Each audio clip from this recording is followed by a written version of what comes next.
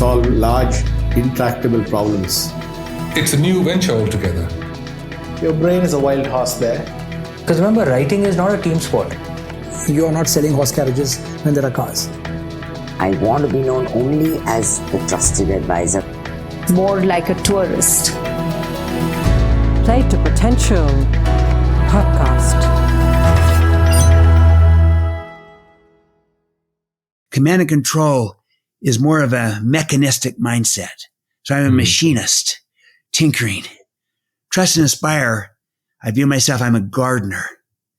I'm trying to create conditions for the seeds to grow, for the people to grow.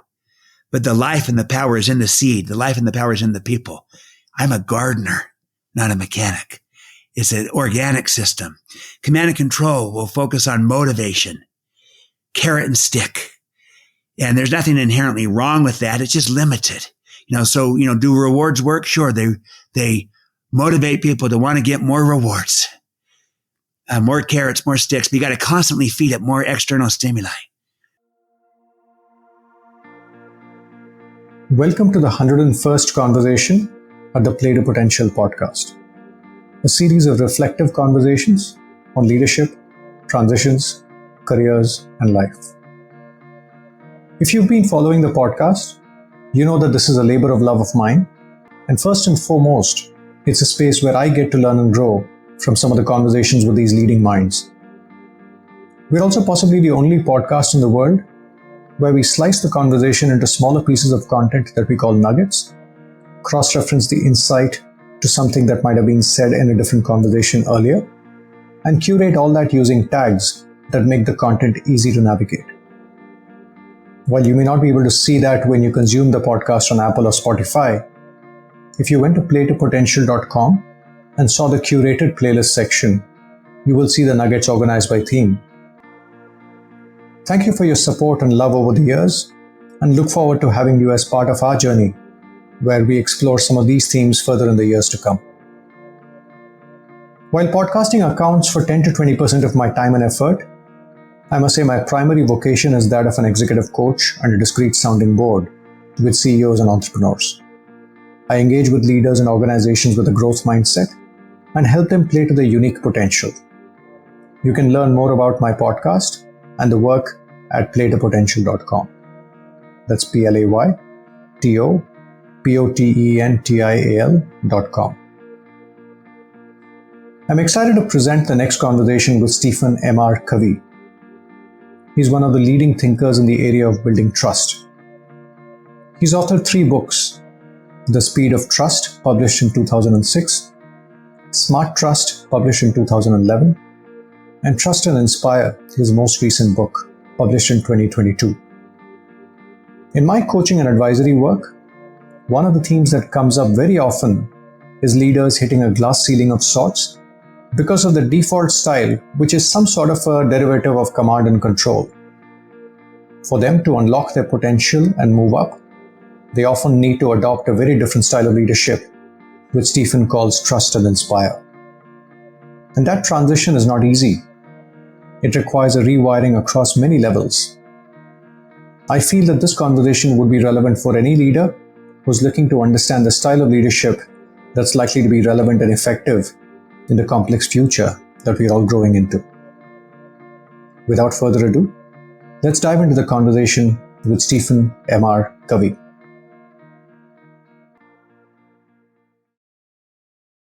Stephen, thank you so much for making the time on the Play to Potential podcast. Really excited to be talking to you. Thank you, Deepak. I'm delighted to be able to talk to you as well. Really looking forward to this. Lovely. Stephen, I must mention The 7 Habits of Highly Effective People was arguably the very first book I read in sort of the genre of self-improvement, self-development, Right. self-help, call it whatever. So in a way, it's a true privilege to be speaking to you. I also recognize it was your father who wrote that book, and in a way he was larger than life in the way he established himself in the profession. Over time, you found your own voice and identity. Can you talk to us a little bit about how you've quote unquote joined the family business while sort of finding your own voice under these circumstances.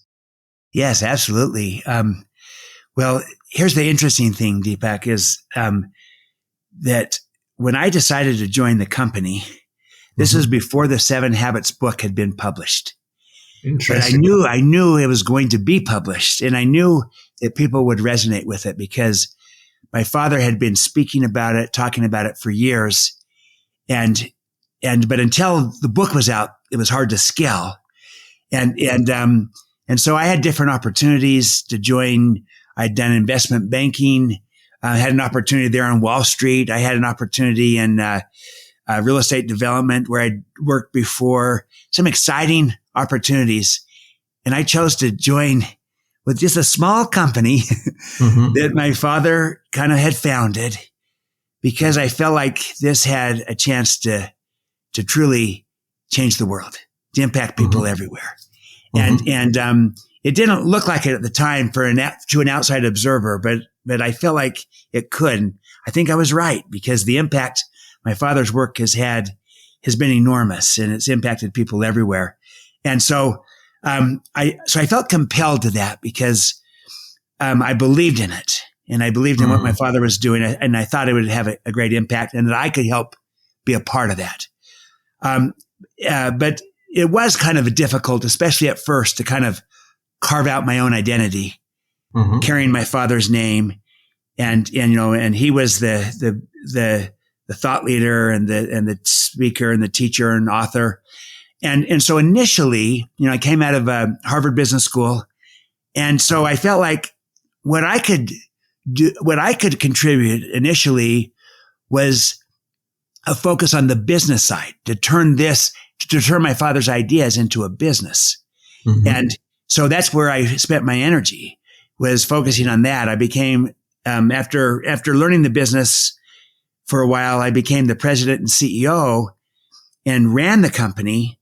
And my identity became one kind of like, well, my dad's the thought leader, and I'm the business guy, and, building the business and growing it and forming partnerships around the world and the like. And I kind of felt like, that was kind of my strength and my role. And, so my dad talks about it and I helped turn it into a business and help us scale the business. And we did. We figured out a business model that worked, because prior to this point, we always had a great idea, a great customer value proposition, but we hadn't figured out how to make money and we hadn't figured out how to be scalable. And so we needed to learn that. And that's what I felt like I helped bring to the firm. And then we were able to. And this is Franklin Covey, just to understand. Yeah, this was actually before the merger. So this was what was called Covey Leadership Center. Okay. Covey Leadership Center, which later merged with Franklin Quest to form Franklin Covey. Yes. So the early days of Covey Leadership Center, and my role was the business guy. But then, interestingly, it was in the merger when we merged the Covey organization with the Franklin organization. Franklin was really big into time management, and we had our own foray into time management with my father's First Things First work. Suddenly, these two arch competitors in the marketplace, Covey Leadership Center, Franklin Quest, now we are combined, we're merged.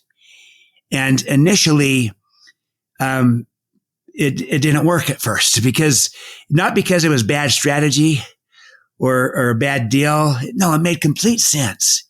And what's the timeline on this? When did this merger happen? This was clear back in 1997. Wow. 1997. So Covey was established in 83. It had been going for 14 years. I joined in 89 when we were just, a few people before the book came out. And then I became the CEO and ran it for 3 years as CEO. Then we did the merger and in 97 and at first we struggled and it's because we were coming at it from different angles, different approaches, different mindsets, and we'd been competitive in the marketplace for years. And so there was some distrust there. And I saw firsthand, Deepak, the high cost of low trust. I saw how everything slowed down, everything costs more. And we recognized that we were not going to achieve the potential of this merger if we didn't build trust with each other. So then we made a conscious, deliberate attempt to say we've got to build trust internally with each other in this merger to achieve what we're trying to achieve. And we worked at it. We focused on it. And we became intentional about it. And we began to move the needle on trust. And long story short is we went from low trust to high trust. And that changed everything. Then I saw firsthand the great returns to high trust, how we can move faster, less cost, more creativity, more innovation, more commitment, more inspiration, more passion. And I came out of that whole experience saying, wow, trust matters enormously. And we all know that, but I came to the conclusion that we are underestimating the impact of trust by a factor of 100. That it's far greater than any of us imagine. Trust matters. You can move it. You can actually build it, grow it intentionally. It's not just you either have it or you don't. No, you can move the needle. You can build trust on purpose. And it's the most significant thing you can do. And I recognize that most of the stuff on trust, most of the books and the like, they either were too academic or too simplistic, kind of like just trust everyone and it'll all work out, And I said, no, this is such a practical, tangible idea, trust and really currency. We've got to get good at this. And so I found my voice of what I wanted to do now as a thought leader. And I think I went down the business path for two reasons initially. One, I was good at it. But two, I was a little bit reluctant to try to follow in my dad's footsteps because no matter what, I was not going to measure up to 7 habits of highly effective people. I mean, that's hard to replicate. And I thought, that's a little bit daunting. But suddenly what was interesting, Deepak, is once I found my message that trust is the most significant thing, it's the one thing that changes everything, and it's learnable, I suddenly lost the fear of trying to be a thought leader myself and following in my dad's footsteps as a thought leader, as an author, as a speaker. And I went down that path and I wrote The Speed of Trust, followed by Smart Trust, followed by Trust and Inspire, which we're going to talk about today. And, Fascinating. And, but when I found my message, I found my voice and I lost the fear. And that's kind of the second act of my career. So first act, business person helping to build a business, scalable, reach people worldwide. Second act, now I also have something to say. And that's that trust is the most significant currency of our time. That's the idea. That's my 2-act career. Lovely. I'm sure many more to come. I love the way you frame it. You sort of let the voice emerge over time rather than try to sort of force your way into it rather. Right. Yes, I didn't know it until I had something to say. I was held back by fear, and it had not emerged. So this emerged from my experience, and I earned the insights. Lovely. So let's dive into the book, Stephen. Trust and Inspire. Just to at the outset. You, in the book, along the way, you say that 30% of the organizations are operating in authoritarian command and control mode. 8% are in trust and inspire mode. But you go on to say that 62% are in enlightened command and control mode. So can you sort of talk to us about just these two terms, command and control and trust and inspire as two ends of the spectrum, but specifically shine the light on what you mean by enlightened command and control? Right. Well, the basic premise of the book is that the world has changed, but our style of leadership has not, or at least has not kept pace with this changing world. Too many of us as leaders and as organizations are still operating out of the old model. And whether you call it the traditional hierarchical model, an authoritarian model, or some type of just basically, a traditional kind of industrial age model. That's what we started with scientific management and the Industrial Revolution, all these things. And that was a good thing because we became more efficient. But over time, we started to realize that we're not valuing people in the way that we can and should. And we're not tapping into their potential and talent. And so what started out kind of as an authoritarian command and control over time became better, more advanced, more sophisticated. And we brought strengths into it. We brought emotional intelligence into it and trustworthiness into it and mission into it. And it became an enlightened version. But because we hadn't shifted the paradigm, it just still was kind of an enlightened version of command and control, a much better version. But we still viewed people as kind of things to, through which you get the job done. Even the idea that people are our most important asset. Nothing wrong with that expression per se. And I get the sentiment, but even the idea that people are assets, they're things and not an end in and of themselves. And so, getting results through people, well, people is just a means to an end to get results versus trust and inspire. The idea is getting results in a way that grows people. So yes, we have two ends. We got to get results, but we also want to grow people. We want to focus on both performance and people, and both are vital. We have two ends, and the results and the growth of the people. So, command and control is kind of heavy management oriented. You manage things and people. Trust and inspire, you manage things, but you lead people.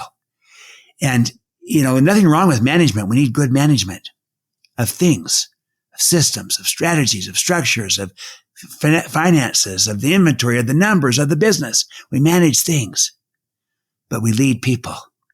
But the moment we start to manage people as if they were things, we're going to end up with no people and a lot of things because they're going to go elsewhere. They have options today. So my whole premise is that it's not enough to even kind of move from authoritarian command and control to a much better version of it, enlightened command and control, if we still view people as things. We got to shift the paradigm, cross the chasm, if you will, into what I call trust and inspire, a self-governance approach of manage things, lead people. That's recognizing the potential, the greatness, the talent in people, seeking to develop it as we get results. And so it's kind of different in kind. Whereas within command and control, it's different in degree. In authoritarian command and control, in enlightened command and control, that's much improved in degree. Command and control, trust and inspire is different in kind. Because Let's say more, Stephen. So you say it's a different paradigm. So can you sort of break it down for us? In what ways do we need to sort of, what are the different dimensions in which we need to think differently rather than just more of the same? Yeah. Well, here's a few thoughts on this. Again, I mentioned manage things, lead people versus managing people as if they were things. And no one would go out to do that. But what happens is we've gotten so good at management, people start to feel like we manage them that way. Command and control is more of a mechanistic mindset. So I'm a machinist, tinkering. Trust and inspire, I view myself, I'm a gardener. I'm trying to create conditions for the seeds to grow, for the people to grow. But the life and the power is in the seed. The life and the power is in the people. I'm a gardener, not a mechanic. It's an organic system. Command and control will focus on motivation, carrot and stick. And there's nothing inherently wrong with that. It's just limited. So, do rewards work? Sure. They motivate people to want to get more rewards, more carrots, more sticks. But you got to constantly feed it more external stimuli. Trust and inspire, the focus is on inspiration. It's intrinsic. It's internal. It's inside of people. And whereas motivation is external, it's outside of them. Inspiration is internal, inside of them. So I light the fire within. And when that fire gets lit inside of somebody, that can burn on for months, if not years, without the need for constant new external stimuli. And so I'm really tapping into that. To inspire means to breathe life into. So I breathe life into relationships, into teams, into cultures, whereas command and control often sucks the life out of people and teams and cultures. Command and control, it's kind of compliance based. Trust and inspire is focused on commitment. It includes compliance, but so much more, because you're really tapping into what's inside of people. You can get command and control will achieve association. It's a good thing, but trust and inspire, you can really achieve a sense of belonging and inclusion. You just can go to a different level. Command and control is good to coordinate, but trust and inspire enables you to truly collaborate among partners and teams, interconnected teams versus mere coordination among groups or silos, different in kind. So I can kind of go on and on and on. And you'll see there's a contrast. And I liken it less that good and, bad and good with command and control being all bad and trust and inspire being all good. Look at it this way. Be efficient with things and effective with people. So efficiency is a good thing with things, systems, structure, strategies, processes. But the moment you try to be efficient with people, you lose effectiveness. So it's not good and bad. It's not either or, it's and. Efficient with things, effective with people. Manage things, lead people. But when we start to manage people like things and be efficient with people like things, that's too much the command and control paradigm. And I might be kind about it and thoughtful and the like, but that's just an enlightened command and control paradigm. Better than the authoritarian, which is just, barking out the orders. But I'm not going to really tap into the potential, the greatness, the talent that is inside of people. We won't play to our potential, to use your phrase, play to potential. We won't be playing to our potential. And it was Mahatma Gandhi who said, the difference between what we are doing and what we are capable of doing would solve most of the world's problems. That's a leadership challenge and question, that we're not leading in a way that's tapping into our capabilities, our potential. And the command and control won't draw that out, but trust and inspire can and will. And in a new world of work where everything is changing, with all this disruption going on, with new model, a new workplace where it could be work from home, work from anywhere, remote work, hybrid work, intentionally flexible work, with all these new generations, all this diversity in the workforce, new generations, as many as 5 generations at work. And these younger generations, millennials, Gen Z, and this upcoming alpha generation have completely different expectations of how they want to be engaged. And now people have all kinds of choices and options they didn't have before. There's an abundance. All these things happen. And it says the world has changed. So our leadership style needs to change with it, because we're not going to attract and keep the best people, win the war for talent with a command and control model. You can't command and control your way to a high trust culture that inspires. And you can't command and control your way to collaboration and innovation. We got to do it through trust and inspire. It's the only way we're going to accomplish it. That's the idea. This is your host Deepak Jayaraman here. If you're deriving value from this conversation, you might find our curated library interesting. You will find this in the members section at playtopotential.com. It has more than 1,000 short-form content pieces that we've painstakingly organized and tagged by themes and made it searchable through a simple Google search type interface. In the archives, we break down each conversation into 10 or so nuggets of about 5 to 10 minutes each. On top of that, I often share my perspectives on what's being said and often cross-link it to another piece of wisdom from the podcast archives.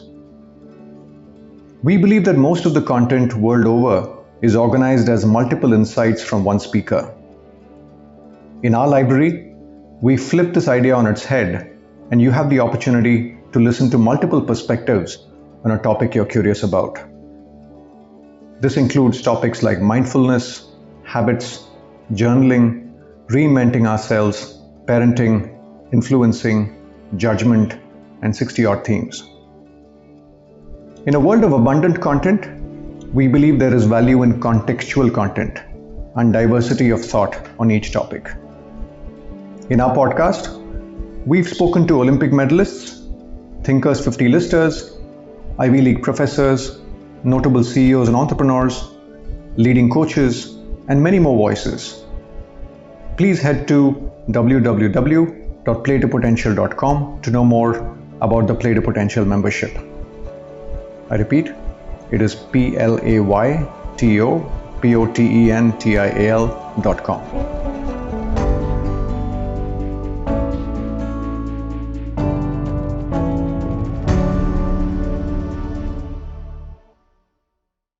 Let's now get back to the podcast episode.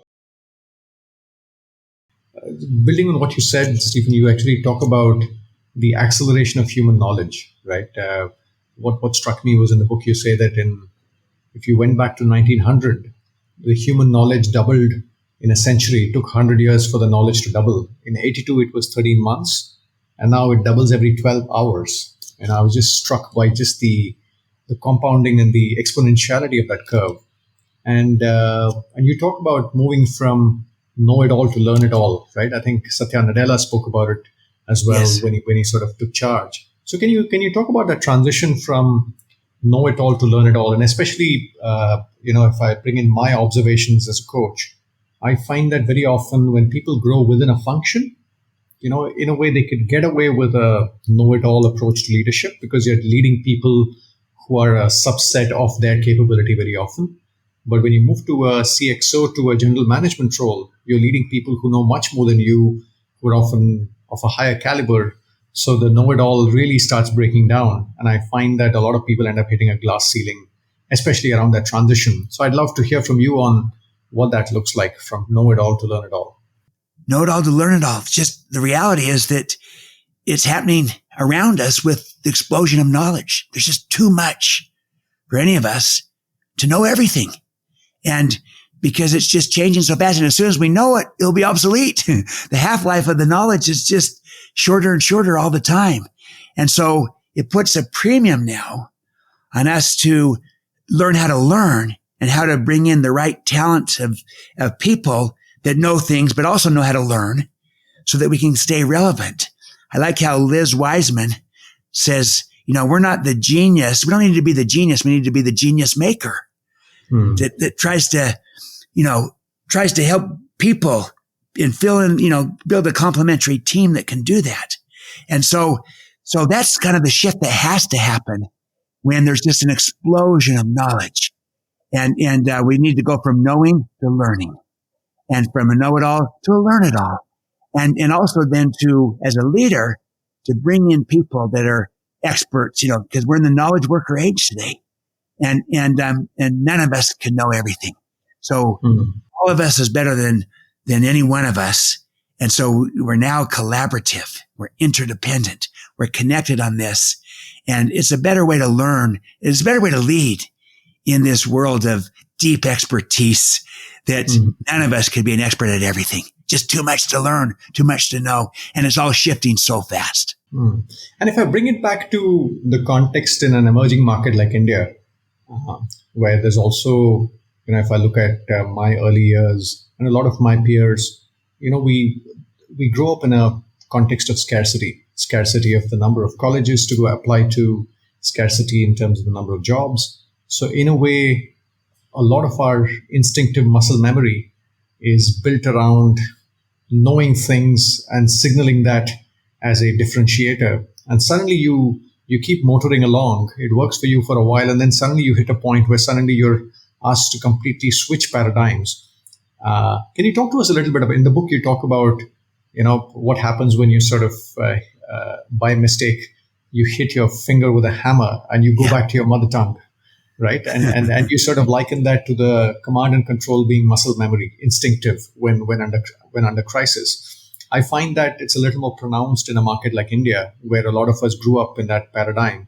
So can you talk to us about how we can sort of overcome that years of muscle memory to build a new set of connections to move to trust and inspire? Yes. And I think that this represents kind of one of the challenges most of us have, because we kind of grew up in command and control. We know command and control. We're good at command and control. We've had mentors and models in command and control. It's our native tongue. And so as we transition to a new role or new style of leadership, these kind of transitions, We want to say, I'm going to lead in a new way, trust and inspire. Because by the way, here's a way of thinking about this. Think of Marshall Goldsmith. What got us here won't get us there. And the style of leadership that got us to where we are today is not necessarily the style that will take us where we need to go tomorrow. So we need to transition, and that's trust and inspire. And yet we know command and control so well. So when the pressure's on, it's easy to revert back.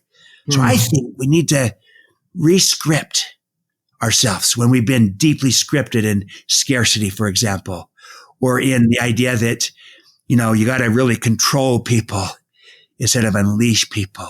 We have to kind of look at our paradigm and challenge it, challenge the assumptions behind it. And, a paradigm is a mental map or model that's trying to describe the territory, but the map is not the territory.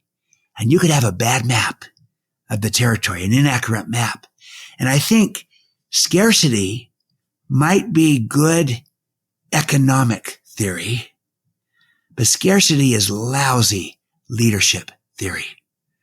Because while there might be a scarcity of resources in certain situations and contexts, I acknowledge that, there's an abundance of what we can create together, of everything that truly matters. There's an abundance of respect, of caring, of compassion, of empathy, of understanding, of trust, of inspiration, of commitment, of creativity, of innovation.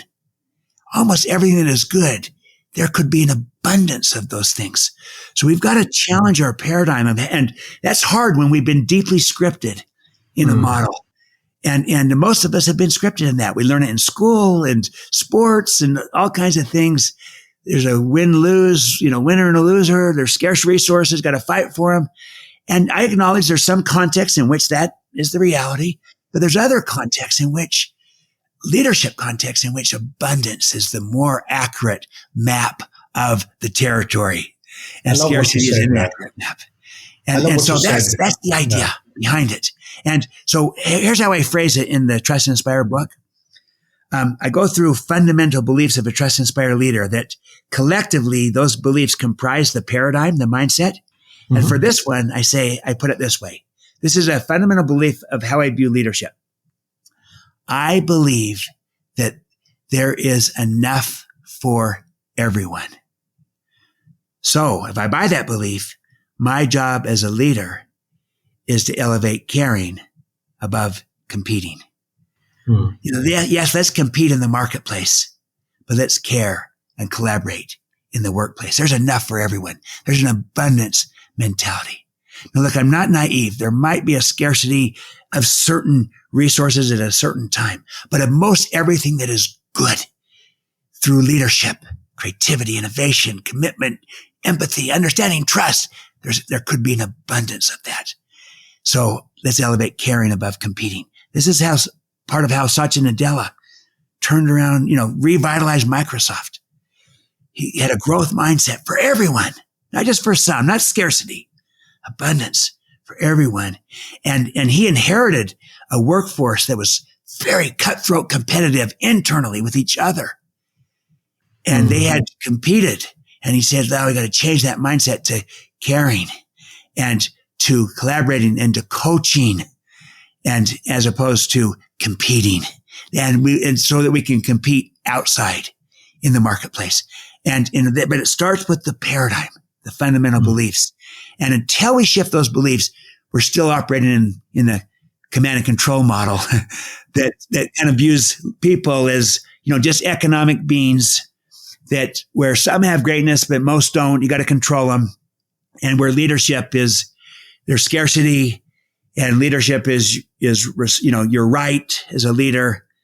And instead of the idea that there's abundance, and leadership is not about rights, it's about responsibility, it's about stewardship. Completely different paradigm shift. In terms of how to make this shift, Stephen, let's talk about that. Clearly, the need for trust and inspire is sort of glaring. It's hard to not understand that it's a need of the times. Having built a muscle memory in a certain way, what are some of your what's your advice for leaders to start moving the paradigm from command and control or enlightened command and control to trust and inspire? What are some of the baby steps they can take to move in that direction? I think the first step we can take is to really kind of become self-aware of our fundamental beliefs, of our paradigm. And it's hard because, almost by definition, the paradigm is the lens through which you view the world. So even becoming aware that we all wear a lens, we're all looking through a lens, we're looking through a paradigm, and to maybe challenge it, to maybe question the assumptions that we're based upon about how we view people, how we view leadership. And so that's where I try to map out these 5 fundamental beliefs of a trust and inspire leader, because I believe that those beliefs are a more accurate, more complete, more relevant paradigm of leadership and of people. And so challenging yourself on those and asking some questions. And so here's a way of doing it. So the very first fundamental belief, this is how you view people, is this, that I believe that people have greatness inside of them. So if I buy that belief, my job as a leader is to unleash their potential, not control them. Now someone might hear that and say, okay, yeah, I believe that. So here's a way of maybe really challenging ourselves of how deeply we believe it. It's to ask this question. Okay, I believe that people have greatness inside of them. Ask this. How would those who I lead and serve describe me in terms of seeing and unleashing their greatness? In other words, it's not me saying, I believe people have greatness. It's how would those I lead describe me in terms of seeing and unleashing their potential, seeing and unleashing their talent? And you have to be really self-reflective because, would they say the same thing that you might think, which is I see the greatness? Too often we have more of a limited paradigm versus an expansive paradigm on this. And we might say, well, the high potentials have greatness inside of them. See, even our systems and structures are all designed with a scarcity, command and control mindset. High potentials have greatness. So you got to develop them, but everyone else, you got to make sure you contain them, control them. And no, people have greatness. I didn't say some people. I said people have greatness inside of them. And you spoke about 5 beliefs. This is one of them. Could you sort of quickly throw the light on some of the others? I'll quickly state them because the reason this is important is that these beliefs collectively, when you put all 5 together, they comprise a more accurate paradigm, a better map of people and of leadership than a command and control paradigm. A fundamental beliefs that a command and control person would have. So here's what they are. I'll go fast. First, I believe people have greatness inside of them. So my job as a leader is to unleash their potential, not control them. Second, I believe that people are whole people, meaning body, heart, mind, spirit. They're a whole person. So my job as a leader is to inspire, not merely motivate. Now, if people were just economic beings, motivation would be sufficient. If all they were was a body, then motivation would be enough. Just pay them. But they also have a heart. So they want to care and belong. They have a mind. They want to develop and grow. You talk about growth and play to potential. They want to grow, develop and contribute. And they have a spirit. They want to matter, make a difference, have impact. So inspiring taps into a better way of moving them than just motivating. So that was commentary around the belief. I'm sorry. I'll try to stay with just the beliefs without the commentary. This is helpful. Yeah. So I'll just repeat that second one. I believe that people are whole people. So my job as a leader is to inspire, not merely motivate. Now I shift from people to leadership. Third, I believe that there is enough for everyone. That's an abundance mentality. So my job as a leader is to put caring above competing. Fourth, I believe that leadership is stewardship. See, it's about responsibility, not rights. So my job as a leader is to put service above self-interest. Finally, fifth, I believe that enduring influence is created from the inside out. So my job as a leader is to go first. Someone needs to go first. Leaders go first. If you take those 5 fundamental beliefs collectively, it's a more accurate, more complete, more relevant paradigm of people and of leadership. And I could kind of go through a command and control paradigm of people and leadership, and it would be high potentials have greatness inside of them, but not everyone. And people really are just economic beings. You just pay them well, so you motivate, not inspire. And there's scarcity, not abundance. And, hey, I'm the leader, I'm the boss. So it's rights, not responsibilities. And we got to work on systems and structures to make the change, not I go first. I look in the mirror. I go first. So it's just a more expansive, more accurate paradigm of people and of leadership. And the reason it's important, Deepak, is until the paradigm shifts, we really won't follow with the behaviors. And it will just be an enlightened command and control. A better version. Here's a way of thinking about it. Authoritarian command and control operates on the premise of fear. That's what I can do to you. That's the old model. Most have moved away from that. Enlightened command and control operates on the premise of fairness and transactional exchange. Much better. What I can do for you. Trust and inspire operates on the premise of inspiration and partnership. It's what I can do with you. So authoritarian and enlightened command and control is still motivation. Trust and inspire is inspiration.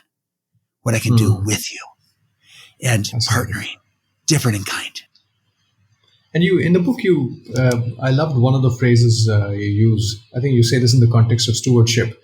You say that you rent your title, but you own your character. I love the pithiness of that phrase. Can you sort of expand on that for us? Yes, well, and it came from, I heard it from Thasunda Brown Duckett when she became the CEO of TIAA, big financial services organization. And she became the CEO and, new title, new role. And that's kind of position, right? Title. I got this new title. I'm the CEO. And her whole thing is, no, look, titles come and go. I rent my title. That will change.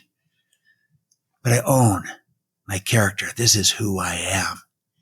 And the whole idea is that, it's not just enough to have formal authority. We want to have moral authority of who we are.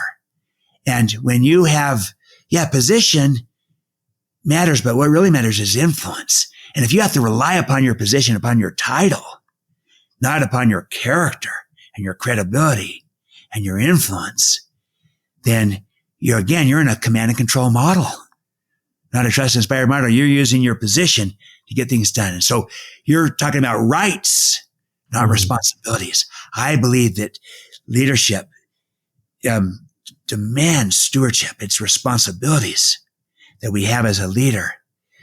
And in Trust Inspire, I talk about there's 3 of them, 3 key stewardships we have to model, to trust, to inspire that we have as leaders for those that we lead, those that we serve. These are responsibilities, not rights. And we do it through influence, not through position. And I could come back to Satya Nadella, beautifully modeling. He modeled, he trusted, he inspired, and unleashed the potential of Microsoft by first unleashing the potential of his people. This is your host, Deepak Jayaraman. I want to share my experience in the context of some work I've been doing with an organization called Antarang Foundation. Antarang Foundation works with young adults in low-income communities and helps unlock their potential by giving them aspiration, teaching them life skills, and by providing clarity to them on the path that would make most sense for them. However, when I look at the world of opportunity and the manner in which the potential employers look at these young adults, I find that it's often in the frame of enlightened command and control. They're often saying, what can I extract from this person at this rate? However, I truly believe that while the world of opportunity might be skewed, there are some haves and some have-nots, the world of potential is uniformly distributed. There's no reason to believe that a bright kid in the slums of Dharavi is not as capable as somebody going to a posh school in Mumbai. While I may not have an answer to how to do this at scale, I must say that empirically speaking, the two people who edit this podcast, Akash Diore and Arman Bansod, are both alumni at Antarang Foundation. One of them was a ticket seller at a metro station in Mumbai. The other was a barista at Starbucks. Today they handle the social media marketing and audio editing respectively. And I personally learn so much each day working with them. Back to what Stephen says, my limited point here is that very often when it comes to our children, we are willing to think like a gardener. But when it comes to others around us, whether it's the helpers that come to us, the staff in the communities we live in, or some of the others, we very quickly move to the mindset of a machinist. It's worth reflecting on whether we can bring a gardening mindset to some of those conversations too. Not easy, but at least worth trying somewhere. If you're seeing value from the conversation, do take a moment to rate and review the show on Apple or Spotify or wherever else you consume the content. Given the proliferation and the number of podcast shows out there, it'll really help people separate the wheat from the chaff. Now, let's get back to Stephen Covey. Talking about potential, right? How do you think about spotting potential? One of the things that very often you discover in organizations. I completely agree with you. I have an issue with this term: high potentials, low potentials. Right? Yeah. Everybody has a potential for something. So the real discussion in my mind is potential for what? Right? All of us have a potential. How do you think about the term potential and measuring potential, if I may ask you? Yes. I have a little model that goes like this. Mm-hmm. See, communicate, develop, unleash. It's kind of a virtuous cycle that can then repeat. And so it starts with seeing the potential in others. That's the spotting the potential. The first thing is you need to look for it. Mm-hmm. It's like, Ralph Waldo Emerson said, Henry David Thoreau. These early American thought leaders, I mix them up sometimes. Henry David Thoreau said, it's not what you look at that matters. It's what you see. Mm-hmm. And so people can look at the same thing and see something different. And so you're trying to say, look, I believe that, again, if you have the paradigm that there's greatness inside of people, you'll be looking for it. You're more apt to spot it if you believe that paradigm. If you don't believe that paradigm, you might not even look for it, and you might not spot it because the potential could be lying dormant. Maybe no one's really seen it. It's like the seeds that, I tell the story in Trust and Inspire at Death Valley, California, hottest place on earth, 134 degree temperature. That's nearly 57 degrees Celsius. And it's hot, but it's dry. The average rainfall at Death Valley in a year is 1 inch of rain. There was a 3.5 year period where only half an inch of rain fell. So nothing grows there. Mm. Nothing grows. It's too hot, too dry. That's why they call it Death Valley. But interestingly, in the winter of 2005, for some unexplained reason, 6 inches of rain fell in a very short period. And then just shortly thereafter, sure enough, these wildflowers popped up and carpeted the entire valley. It turns out it wasn't dead after all. It was just dormant. There were seeds that were there. They needed the right conditions to flourish and to grow. Many times people are like that.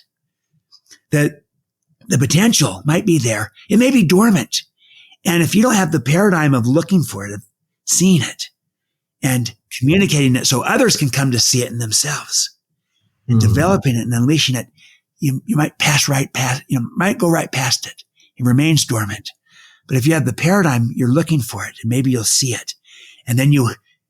So you start by seeing, looking for it. Then when you do see it, you communicate it to others so that they come to see it. Because oftentimes people don't see it themselves. And that's what great leadership is. Communicating. It's seeing and communicating people's worth and potential so clearly that they come to see it in themselves. That's leadership. And, because, I can now do this It's like Eleanor Roosevelt said, a good leader enables people to have confidence in the leader. A great leader enables people to have confidence in themselves because they begin to see their potential because you saw it first and you communicated to them. That's the idea. So you got to look for it. I'll give you one little paradigm on this or analogy. I guess it's more, I don't know if it's a metaphor or an analogy, but it's the story of Michelangelo when he carved the David, the statue of the David, the famous statue. Yes. Here's what he said. He said he had a big, you start carving with a big slab of marble, right? He said, I saw the angel in the marble and then I carved until I set him free. So he saw the David in the marble and carved till I set him free. What if as leaders, we saw that as our stewardship to those who were leading? See, if you can see it as my stewardship to see the potential inside of each of the people I'm leading and help them come to see it in themselves. I think it starts with that. Absolutely. I was just trying to understand in a little more granularity when you say you look for it, what is that it? What do we need to, in terms of spotting potential in others and looking for it, what do we need to be mindful of as we engage with people, whether it's at work, whether it's in our homes or otherwise? Yeah, we're looking for manifestations, even if it's small, of some talent, of some skill, of some gift, of some expertise. It's like Lin-Manuel Miranda, who created Hamilton, and is also a playwright and has written music for Moana and other things. Great talent. When he was in 8th grade, he had an English teacher and he's supposed to turn in his homework. And instead of turning in his homework that was assigned, he turned in a musical that he wrote. And the teacher, it was Dr. Herbert Rembert. He could have just said, hey, this is not the assignment. I asked for this assignment and you turn in this. What is this? Instead, here's what he said to him. He said, wow, this is amazing. You could be good at this. And it's time you stop hibernating in my class and you have a talent and a gift. See, he didn't, in other words, you're looking for talents. You're looking for gifts. It may be that you got the person, your direct report, they might be in the wrong seat on the bus, to use the Jim Collins metaphor. Maybe they have a talent that would be better used somewhere else, but you're looking for gifts, talents, insights, expertise inside of them. It may not always be immediately manifest. It may be dormant. But sometimes you don't know about that until you maybe give them a little opportunity to show something. So it's a little bit of an iterative process of you see the potential when you start to give them an opportunity to show, to do something, to show something. And if they never give an opportunity, you maybe will never see it.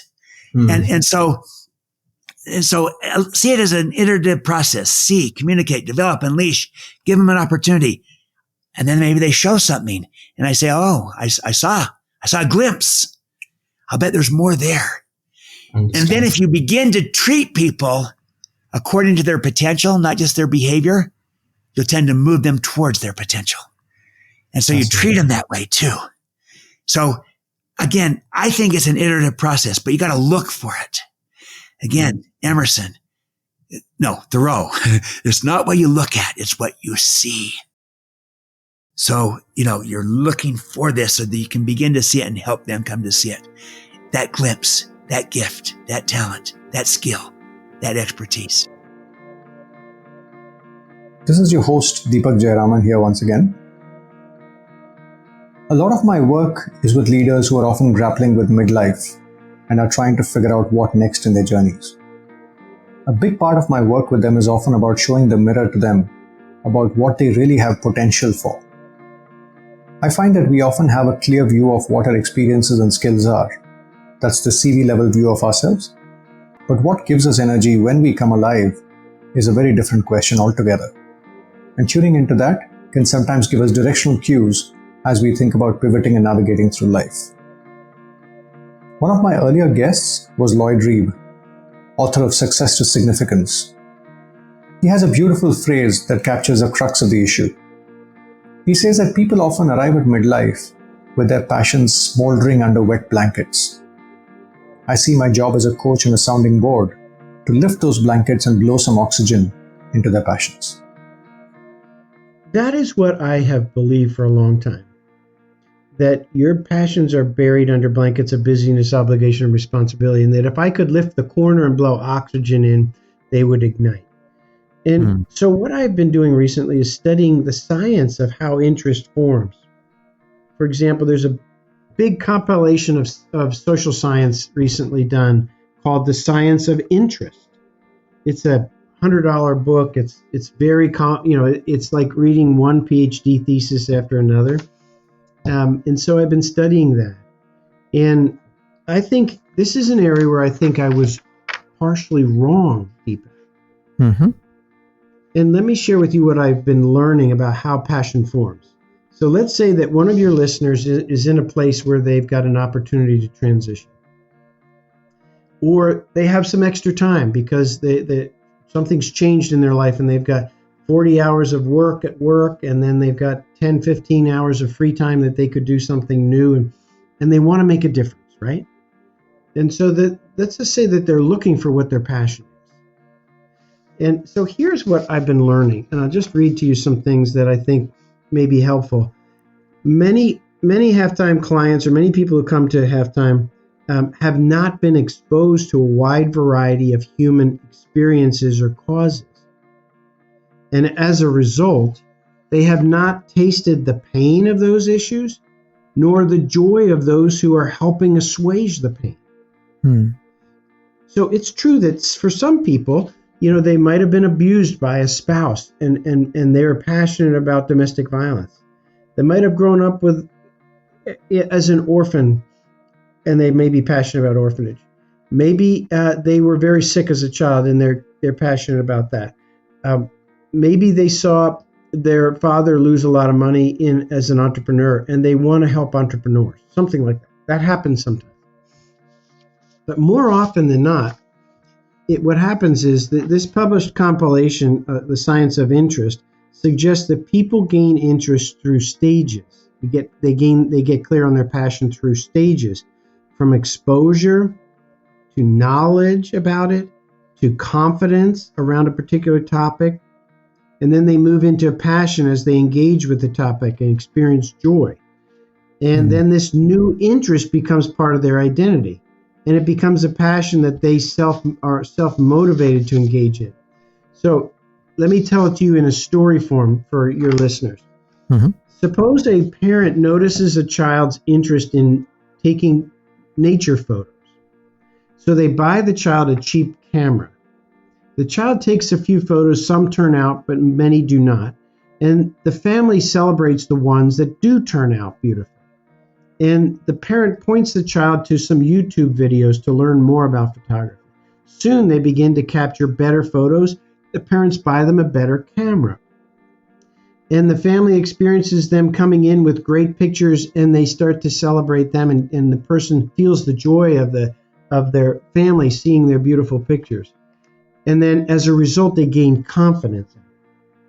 Next thing you know, they notice the child is out when it's hot or when it's raining, taking pictures, and they're self-motivated to do it. And eventually, they begin to hear the child telling people that he's a photographer. Mm-hmm. And it becomes part of his identity. So part of what you need to do, if you're looking for your passion, is look past at what's happened in your past. Was there a painful experience? But then, also explore. Explore a wide variety of things through photos, through stories, through case studies, Google searches. Do an urban plunge where you go downtown and see what's happening I remember driving through New Delhi with a driver that was driving too fast because we were trying to get to see a congressman or a parliamentarian, right, in New Delhi, and hit a dog, and the dog was on the ground yelping behind us, and the driver didn't even look back. The driver didn't feel any compassion. And it made me sad. And I wondered, does that happen all the time? Do people and children and dogs get just hit by things? And if so, what could you do about that? Now, that was an experience for me, right? It obviously moved me because I remember it was 3 years ago. I still remember it today. That might be the start of a passion, would be to bring more compassion to animals or to children in some poor parts of New Delhi. I love the song Besabriyan in the movie MS Dhoni. There's a lovely line in the middle of that song.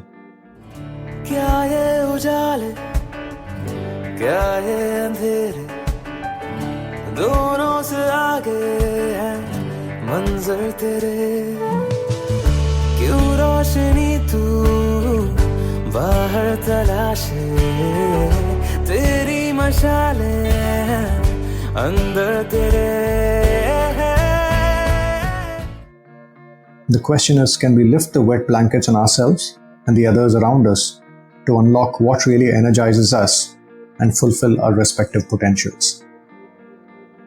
Let's now get back to Stephen M.R. Covey. One of the thoughts here, Stephen, is that,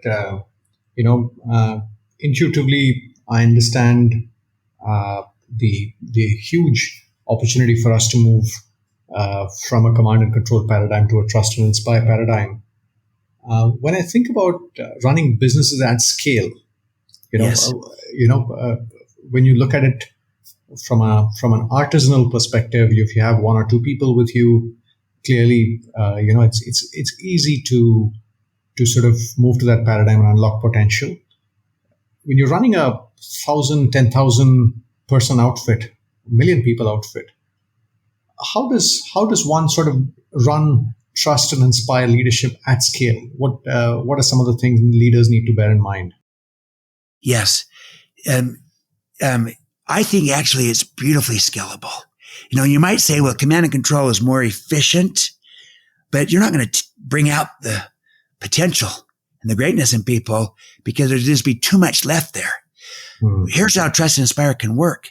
You're still working with people, but you're building the agreement together. And yes, it takes a little bit more time up front. But once you build that agreement, then you move fast and it allows you to scale. I acknowledge there's more investment initially to build the agreement, to build the relationship. But then once you have it, you move fast. So that's why I like to say with people, fast is slow and slow is fast. So if I just kind of be efficient with people, I say I'm fast, but they're not committed. They're not bought in. We don't have the same vision. We don't have the same agreement around expectations and accountability. And I have to hover over and micromanage, but I was efficient, but in the long run, I'm going to be spending a lot of time fixing things and checking on things and doing things. And, it might be later, but it's going to happen at some point. Whereas if I go slower up front, build the relationship, build the agreement. Yes, it's maybe initially not as efficient, but I build the agreement around the trust I'm extending to them, expectations and accountability. Once we have that, once you build that, you move exceptionally fast. You have the speed of trust operating, and nothing is as fast as the speed of trust. And nothing is as profitable as the economics of trust. And nothing is as efficient as a culture of trust, because you're in a different place in kind. But there is an investment to get there. So I will concede and acknowledge that at scale, there is an investment that's disproportionate up front. But it is worth it because the very thing that you will gain is the speed and the efficiency that will come from it if you are willing to pay the price. Build the agreement together.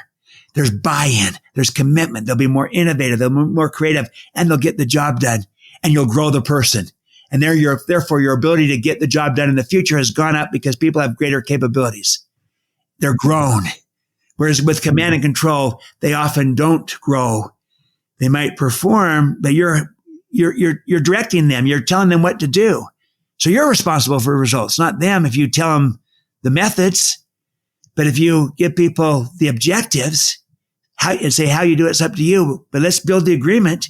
Here's the results we after. Here's the guidelines we have to work within. Here's the resources you have. Now let's agree to a process of accountability. Here's how you'll evaluate yourself against those objectives and desired results. And here's why it matters. Here's the consequences of that, good and bad. You build that agreement together. There's commitment to it. And the data shows you'll perform better and you'll grow the person. And therefore your ability to perform in the future has just gone up. Talk about efficiency. That's the ultimate. Got it. And when I go back to my McKinsey days, Stephen, one of the things we were taught was, the principles of trust as articulated by David Meister. We were taught the trust equation. Trust is directly proportional to credibility, reliability, and intimacy, and inversely proportional to self-orientation or self-orientation. Self-orientation. I'm curious, given all your work on trust, how do you think about that sort of articulation of trust? I love the David Meister and Charlie Green model. I think it's beautiful. I have my own one, but it would be aligned with theirs, I believe. And I've spent time with Charlie Green, who's the co-author with David Meister on that. And we've done an interview together, and we both agree that our models are aligned. They're different. They come at it from different angles, use different language, but all those components, it's in my core model as well of trust. And so I like that. And the credibility is absolutely foundational. The reliability, the intimacy, but I love the idea of all over against the self-orientation, because that's, to me, is what I call intent. And when your intent is one of caring and of mutual benefit versus uncaring and self-serving, you'll never build trust in the long run that way if it's self-serving and not seeking the best interest of another as well. Mutual benefit, win-win. Win-win is the only sustainable approach in an interdependent relationship. Or you'll just be command and control using the advantage of hierarchy or who has the power, but you won't tap into that. You won't build the trust and you won't build the creativity and the commitment. And so I love trusted advisor thinking, and my model is aligned with it. I came at it from a little bit of a different angle of focusing on credibility, which is part of their model, but also behavior, how you behave your way into trust. And that includes needing to extend the trust, to give it. Because here's what I find. You could have two trustworthy people working together, both trustworthy, and yet no trust between them, even though they're both trustworthy, if neither person is willing to extend trust to the other. So if we want to have trust, if the outcome we want is trust, yes, we have to be trustworthy. And you might call that credibility and reliability and even intimate. You're trustworthy. We're vulnerable. That's part of intimacy and open.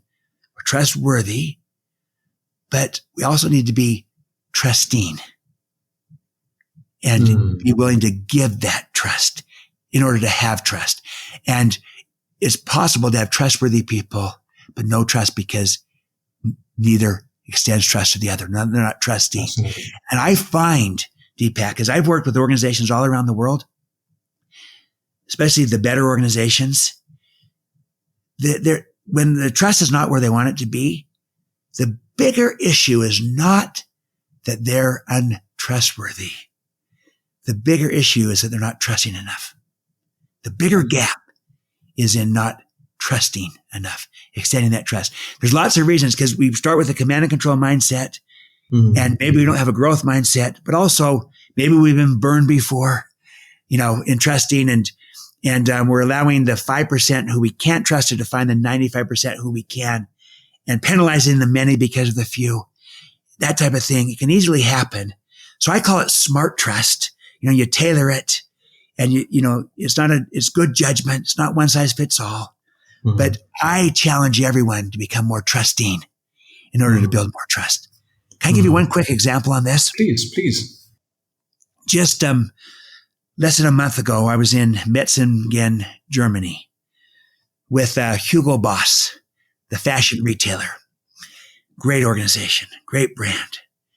And they have real extraordinary ambitions of what they want to be and become. And they're already doing phenomenal. I was with Daniel Grieder, their CEO. And he came in as the new CEO about almost 2 years ago. And he came in and here's what he said the first meeting with his senior team. He said, okay, team, I'm new. I'm new to you. You're new to me because he came from the outside. And he came in with a vision and a plan. He said, look, we can spend the next year. Let me give you two choices. We can spend the next year getting to know each other, you deciding whether you can trust me, me deciding whether I can trust you. And we'll waste a year in doing that. Or I'll give you another alternative. We can start right out of the gates by trusting each other. And we'll move fast on this plan. So let me go first. I want you to know something, everyone. I trust you. Please trust me back. I think with trust, we can create a whole new culture.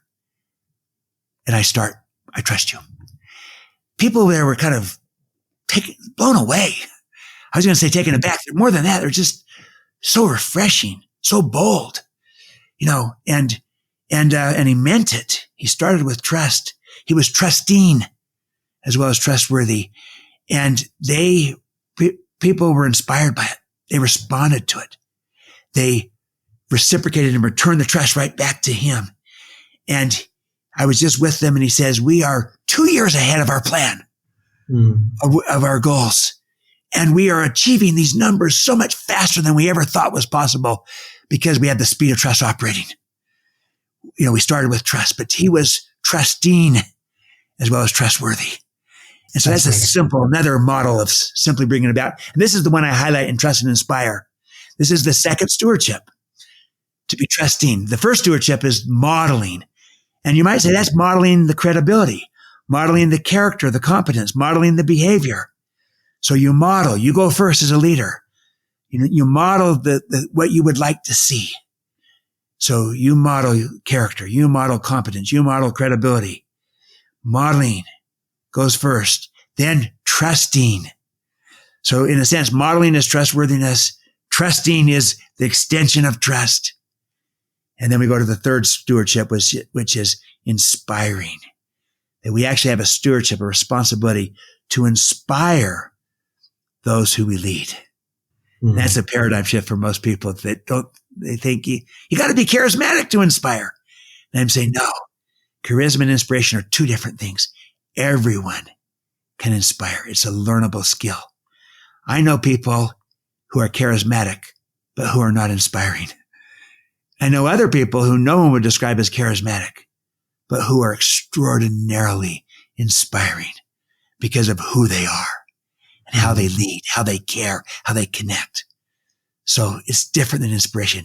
Inspiring others is a learnable skill. Everyone can inspire. It is a stewardship we have as a leader. You model, you trust, you inspire. Fascinating. A couple of questions before we wrap up, Stephen.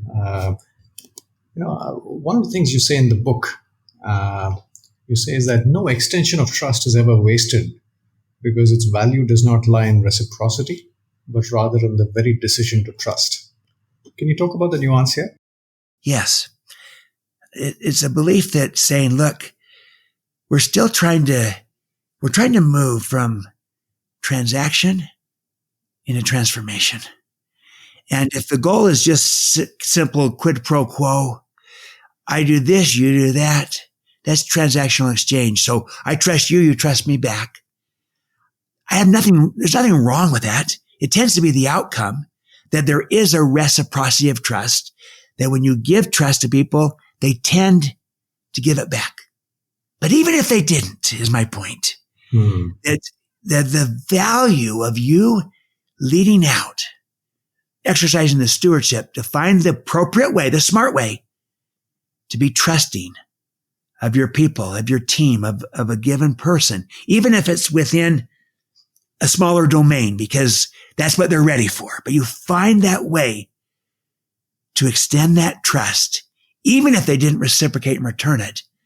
You haven't wasted anything, because the value is not in the reciprocity, in the exchange, but it's in the generosity of spirit that enabled you to extend that trust. The abundance of the mindset that says there's enough for everyone. And I want them to get the credit. I want to empower them, trust them. They have ideas.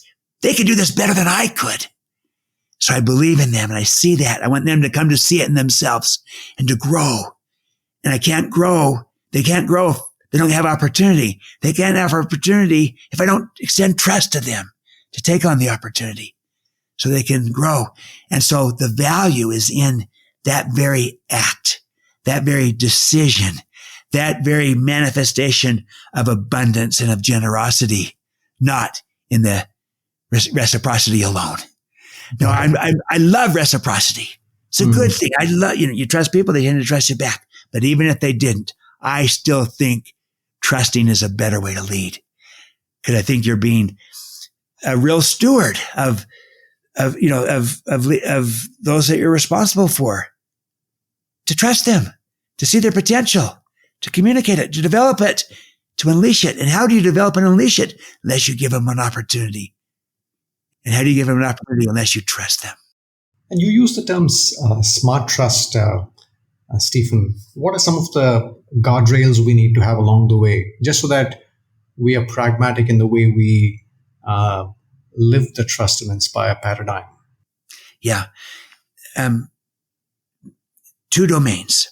First domain is kind of as you look at the trust you're going to extend, and then we'll talk about how you extend it. So when you decide to extend trust, start with the propensity to trust, the bias, the inclination. It flows from your heart. I want to be trusting as a leader. But by itself, you could trust too much, right? And maybe give people too much responsibility, and they're not ready for it. They're not skilled at it. They don't have the capabilities yet. There's too much risk. So you can go too far. And I acknowledge that. So you're trying to use good judgment. You're trying to set everyone up to win. And so you start with the heart, but then you balance it with the head. So the propensity to trust balanced with the analysis or the assessment. And I'm assessing three things. First, the opportunity. What am I extending trust on? That's the job to be done. Maybe I'm going to say, people, you can work from home or work remotely or in a hybrid thing, and I trust you. Or maybe it's, I trust this person. I trust Deepak to lead this team or to lead this project. What am I extending trust on? What's the opportunity? Second, what's the risk involved? What could go wrong? How likely is that? What's the cost and consequence of that? And third, what is the credibility of the person or the people involved? How ready are they for this? And look, if something is lower in risk and the person is very high in credibility, you can be very abundant in trusting and give a lot of trust. If something is, there's a lot of risk involved and the person's brand new and their credibility is not established, you're going to be far more measured and give a smaller amount of trust. It wouldn't be smart to just completely trust someone on a huge risky situation. I wouldn't ask, if I needed brain surgery, I wouldn't ask my family doctor who I trust to perform brain surgery, because they're not a brain surgeon. They're not skilled. They're not in that, even though I trust them as a family doctor. That's beyond their expertise. That wouldn't be smart. So so I'm just trying to scope it, size it up. It's good judgment. It's not a one size fits all. And so I'm trying to make sure that as I extend trust, I'm doing it in a smart way, setting people up to win, including our team, myself, and them. The second is then, that's the first domain, good judgment in the extension of trust. Mm-hmm. The second is then a good process in extending that, in building the agreement together. Because whenever you extend trust, you want to make sure you always do it with clear expectations around the trust being extended and with an agreed upon process of accountability to those expectations. Mm-hmm. And I'm calling that collectively building the agreement around the trust being extended with expectations, with accountability. And if you do that well, so that it's not dictated, it's not you just top down command and control saying, here's the expectations and here's the accountability. I'm going to come back here and see how you're doing. Instead, it's a two-way process of here's what we're trying to do. What do you think? Does this seem fair? Does it seem realistic? You build it together. It does take a little bit of time, but you'll go fast later. You you create the expectations around desired results, around guidelines, around resources, what we have to work with, guidelines, within what limits, desired results. What is it that we're after? Then we build a process for accountability. How will we know how we're doing? And you can move it from you judge them to they judge themselves against the expectations that we built together. They can evaluate themselves and report back to you. They feel far more ownership. And then you can be informed and still in control, but not through micromanagement, rather through an agreement you built together. And then you also talk about the consequences involved. Mm-hmm. So expectations and accountability. So smart trust is always, whenever I extend trust to people, there's clear expectations and an agreed upon process for accountability. So if someone's working from home, I trust them because we built expectations of got to get the results. Here's what we're trying to do. Here's the guidelines, resources. Here's the accountability. Report back in these ways. You build it together. They're committed to it. They perform better around it. They become more creative. And that's so much better than dictating it, saying, do this, do that, do this, because then you become responsible for the results, not them, if you're telling them the methods they should use. Mm-hmm. And so you'll get more creativity. You'll get more growth and development. You'll get better results and outcomes. But you got to build the agreement together. That's how you extend the trust. And we go deep in this in the book, as you know, from reading it, of building a stewardship agreement around the trust being extended. And the last thing I wanted to explore before we wrap up, Stephen, was just you say that you could be command and control in the moment, but you could still be trust and inspire in terms of paradigm. And you sort of make the distinction between what's the paradigm and what's the tactical manifestation of your leadership style. So can you sort of unpack that distinction for us? Yeah, I think it's kind of, let me put it this way. In a sense, trust and inspire is not so much the true opposite of command and control. It's more like a third alternative. Look at it this way. If command and control is excessively hands-on, the opposite of that might be more aptly described abdicate and abandon. Mm-hmm. That's excessively hands-off. There's no leadership there. There's no vision, no direction. It's just complete, hey, whatever happens, mm-hmm. And I think trust and inspire is hand in hand. So the premise is this: a trust and inspire leader can be strong without being forceful. A trust and inspire leader can be authoritative without being authoritarian. Mm-hmm. A trust and inspire leader can be decisive without being exclusionary. A trust and inspire leader can be visionary without being isolated and isolating. A trust and inspire leader can be detail oriented without being distrusting. And a trust and inspire can be in charge and have control without being controlling. So it's kind of a third alternative that enables you so you can, in the moment, do what's appropriate. And because I've had people say, well, Stephen, I've got to go command and control right now because I'm a trust and inspire person and leader, but quarterly earnings are due next week and I've got to just go command and control to get it done. And I'm saying you can take action, strong, decisive action, and still be trust and inspire. And if you're a parent and you're a trust and inspire parent with your kids, you care about them, you love them, you're trying to help them grow and develop. You see them as human beings and you have a stewardship for them. if they run into the, young 3-year-old runs into the street with cars, you're not going to say, well, I trust that they're going to see the car and they'll know to turn around and come back. No, you're going to just go in there and grab them and pull them out. Mm-hmm. So that action might look and appear like command and control, but I'm saying when you are trust and inspire in your paradigm, in your heart, those actions are not command and control. That's what the situation needed. You to just take decisive action and pull them out. But how they look and feel about that is different because they know your love and care and concern for them. Whereas if they felt like you were just a thing to them, that you didn't really love and care for them, then when you pull them out, they might feel like that was almost abusive or, this and that. They interpret it differently. And the whole point is that we can still be decisive and strong in a trust and inspire paradigm. And too often it gets kind of labeled as this is slow, this is soft, this is weak, it takes too long. And I'm saying, no, you can be authoritative without being authoritarian. It's a better way to lead. And we can take the needed action. And if there's time constraints, you can move fast and still be trust and inspire because you've built the relationship. They know you, you've involved people.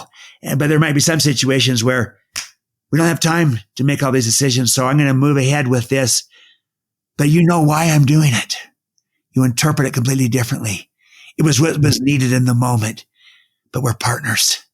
And that's what a partner does, as opposed to I work for you and that's what you do. You just do everything yourself instead of involve us.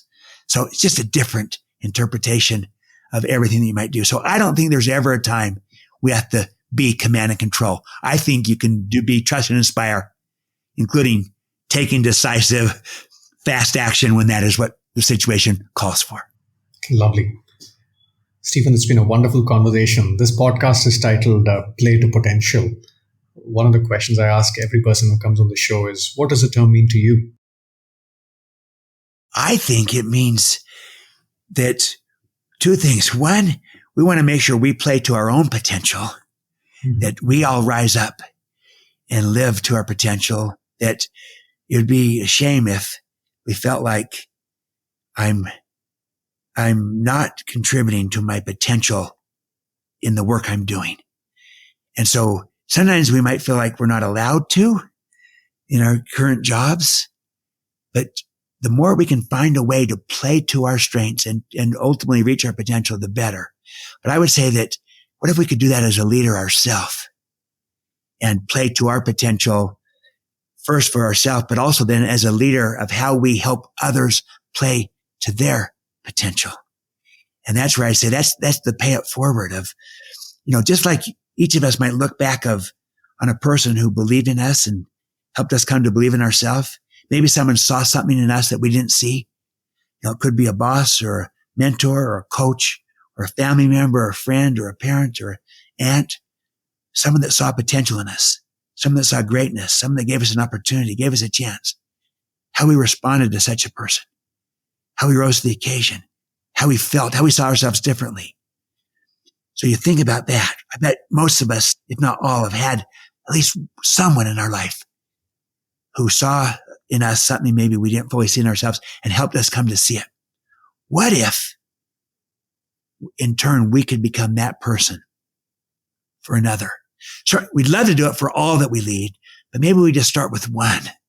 What if we could do that for a child or one of our direct reports and help them become all that they're capable of becoming, help them achieve their potential. And if we could do it with one, we could do it with another.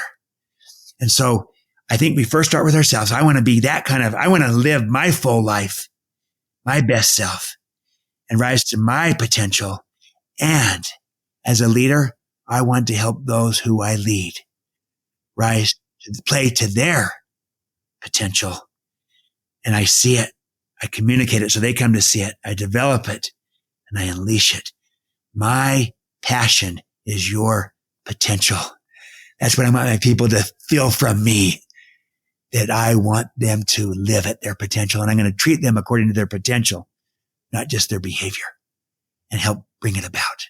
So twofold meaning to me. First, for me, I want to rise to that level. Second, I want to help those who I lead and serve and come in contact with rise to their potential.